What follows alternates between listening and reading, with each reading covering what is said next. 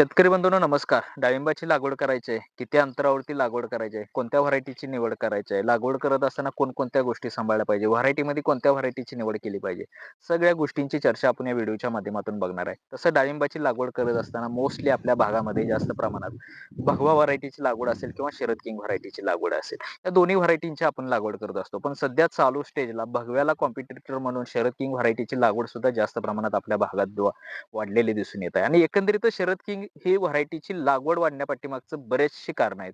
ते पाहायला गेलं शरद किंगमध्ये असणारे जे वैशिष्ट्य आहेत ते भगव्यापेक्षा आपल्याला बऱ्यापैकी सर्रास दिसून येत आहेत. ते कसे आहे तर शरद किंग जे आहे असतानाच मुळात भगवा आणि मृदुलाचं कॉम्बिनेशन आहे. म्हणजे कसं साधारण शरद किंगमध्ये असणारं जी आपली साल असेल किंवा जे साईज असेल ते एकंदरीत भगव्यासारखे आपल्याला दिसून येते आणि त्याचबरोबर मृदुलासारखं ग्लेझिंग आणि लस्टर आपल्याला शरद किंग वरती दिसून येत असतं.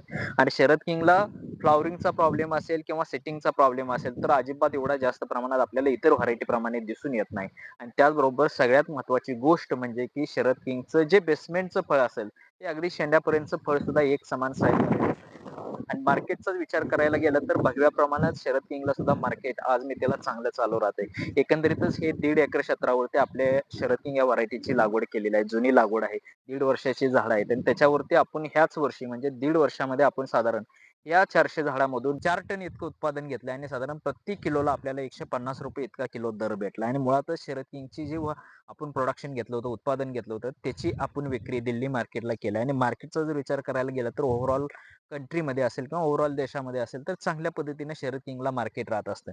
तसेच ज्या शेतकरी बांधवांना शरद किंगच्या रोपांच्या गुटी हवे असतील तर आपल्याकडे सध्या चालूला एक 30,000 गुटी आपण या ठिकाणी बांधलेल्या आहेत. ज्याही शेतकरी बांधवांना गुटी पाहिजे असेल तर तुम्ही चिनकेगाव, तालुका सांगोला, जिल्हा सोलापूर या गावातील एक युवा शेतकरी जे की बापूराव मिसाळ म्हणून आहेत, त्यांचा संपर्क नंबर सुद्धा तुम्हाला खाली स्क्रीनवरती देत आहे. त्या नंबरवरती तुम्ही डायरेक्ट कॉन्टॅक्ट करून तुम्ही तुमच्या रोपांची ऑर्डर बुक करू शकता आणि त्याचबरोबर शरद किंग अगदी रोपं पुरवण्याबरोबरच अगदी लागवड असेल, लागवड करताना खत व्यवस्थापन असेल किंवा अगदी बहार व्यवस्थापन असेल, सगळ्या गोष्टींची चर्चा सुद्धा आपण आपल्या YouTube चॅनलच्या माध्यमातून घेत असतो. आणि तसेच सर्व शेतकरी बांधवांना अजूनही कोणत्याही अडचणी असेल डाळिंब बाबतीत, डाळिंब लागवडीच्या संदर्भात, तर ह्या सुद्धा गोष्टी आपण आपल्या YouTube प्लॅटफॉर्मच्या माध्यमातून किंवा खाली दिलेल्या स्क्रीनवरती तुम्ही नंबर साधून या गोष्टींचं निरसन करू शकतो. तर एकंदरीतच सर्व शेतकरी बांधवांना हा व्हिडिओ कसा वाटला कमेंटच्या माध्यमातून जरूर सांगा. ज्या शेतकरी बांधवांनी अजूनही आपल्या YouTube चॅनलला लाईक, शेअर आणि सबस्क्राईब केले नसेल तर त्या शेतकरी बांधवांनी जरूर करावे.